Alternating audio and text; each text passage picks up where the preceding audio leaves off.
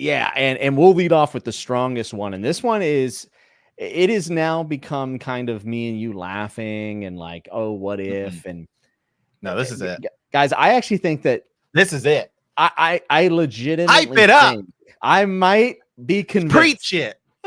That wins a winner. It might be done. It actually might. I think I'm with you. Let me take you through. Let me take you through the timeline. Okay, Jimmy. Here we go. Let's just.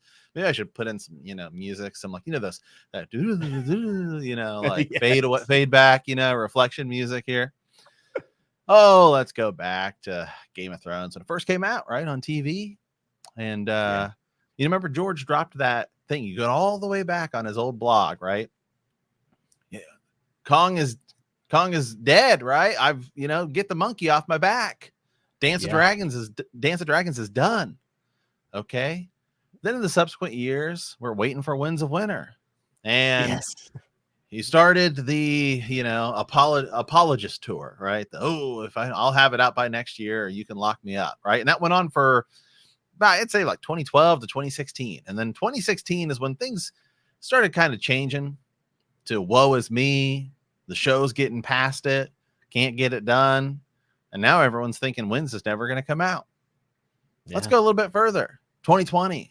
COVID hits, pandemic, right?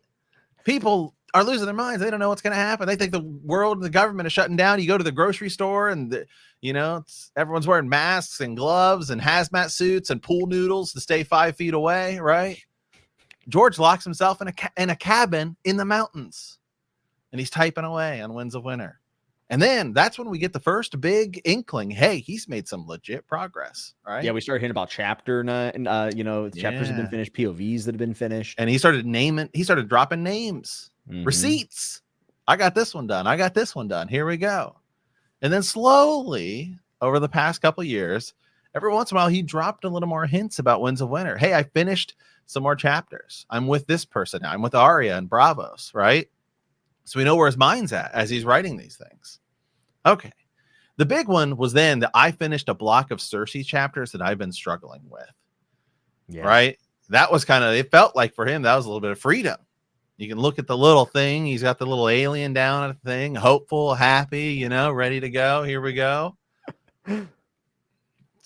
So last year, George went over to England, meet with some of his British publishers. Could be anything. Could be another cookbook. Could be a coloring book. And ceased the publication schedule for Who's Who of Westeros, which is another coffee table book helped out by Ilio and Linda, and said, hey, guys, don't release that because I think I might have something coming. Yeah. Okay. So got that. That was okay. Could be a coloring book. Who freaking knows, right? That's what we're at. Then a little while ago, he posted that thing that you and I posted, right? I can't remember exactly what he said, but it was similar to the Kong is dead, right? It was Words of Wisdom, WOW, and it was talking, I believe, about being hopeful and dreaming. It was I think it was a William Faulkner quote about dreaming, and in the little taglines he put writing and life and death. Yeah. Okay. And then yesterday, with all this Duncan Egg news, House of the Dragon, right, coming out, George quietly sort of just drops this. Here we go. Another Words of Wisdom from George R.R. Martin. Far and away, the best prize that life has to offer is the chance to work hard and work worth doing. Good old Teddy Roosevelt. And he's got a little alien winking. Almost like, hey, I know you guys out there are going to break it down. And the last one had a blue rose, which is very significant to A Song of Ice and Fire, obviously. And then for him to then use WOW again, Words of Wisdom again, with the winky face, with writing in the tags, life and death once again.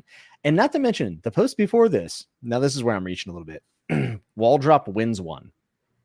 Wall Drop wins one. WWO. If you reorganize them, WOW. I might be reaching for that, but it does seem to be odd that he would use that. But Words of Wisdom once again is dropped, and with the winky. I mean, now I'm like, you know what? And we know, right, through various sources, that there is a birthday cake that is going to be delivered to somebody's house, a dragon cake to an author who lives in Santa Fe. I mean, now we got people tracking birthday cakes and candles. It's out of control. It's out of control. Well, there is another thing about this. He is also going to be at Worldcon in August.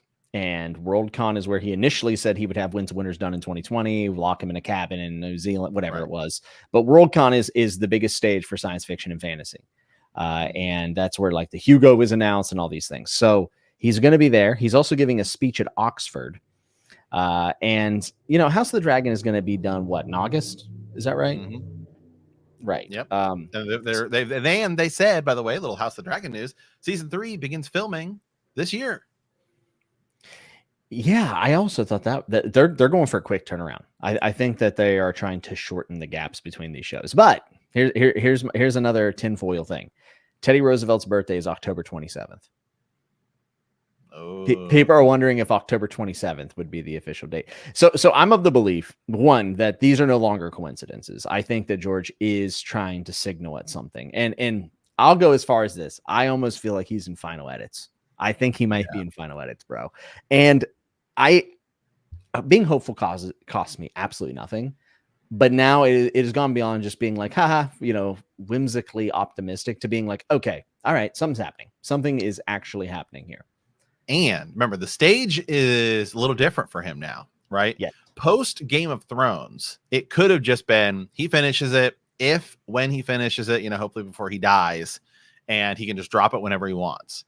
Now things are a little bit different, right? Remember, you go back a little bit, he signed that huge contract with Warner Brothers to like work with HBO to help develop all these successor shows. Mm-hmm. Well, one of the successor shows, which we also have some news we're going to talk about, some like mega huge news dropped about that with casting and everything, is the Dunk and Egg show, right? Night of the Seven Kingdoms, the Hedge Knight. We're getting it. It's sort of in the same position as Game of Thrones, where the stories aren't finished. And he's always said, I cannot write more Dunk and Egg stories until I finish Winds of Winter. So he is now sort of back on a timeline like, you know, Dunk and Egg. I mean, let's say it's still 6 years before he would get to what would be the 4th season, which would be the 4th story, which we don't have. Now, we do have a little bit more of history. Like we know Dunk would have, there's a few more adventures that are kind of told throughout the history books, like World of Ice and Fire, and well, Fire and Blood Part 2, I would imagine, would have that when it comes out, but also just, you know, in the main series, some of the lore and stuff that's expanded upon. So we do have a little bit of framework for Dunk and Egg going forward, far less than you actually have for like House of the Dragon. But he now kind of would have to finish Winds in order to get to some of those stories. At least that's what he's said. So there's also the potential of that, where it's now he is back on sort of a timeline to like, I need to finish. That's not just the timeline of he's old and could die. Yeah. Yeah. There's a whole new timeline. I think that he feels maybe a little bit redeemed as well, because now people seem to be a lot more optimistic about the franchise in general because House of Dragon's been a success. It blows me away how relevant Winds of Winter still is. When you go online and just search for, I mean, it is maybe the biggest waiting for the other shoe to fall, you know, like waiting for this moment in pop culture right now. It's massive. And I think that we actually might be looking at it. I do think he'll wait till post season 2 House of the Dragon. I don't think that he'll want to overshadow the show, because it will. I think that he's going to wait till that's over. But also, if he announces a Worldcon, which is right around, I think, when the show is coming to a close, don't be surprised. Don't be surprised. This is exciting times. It's the most optimistic I've ever been.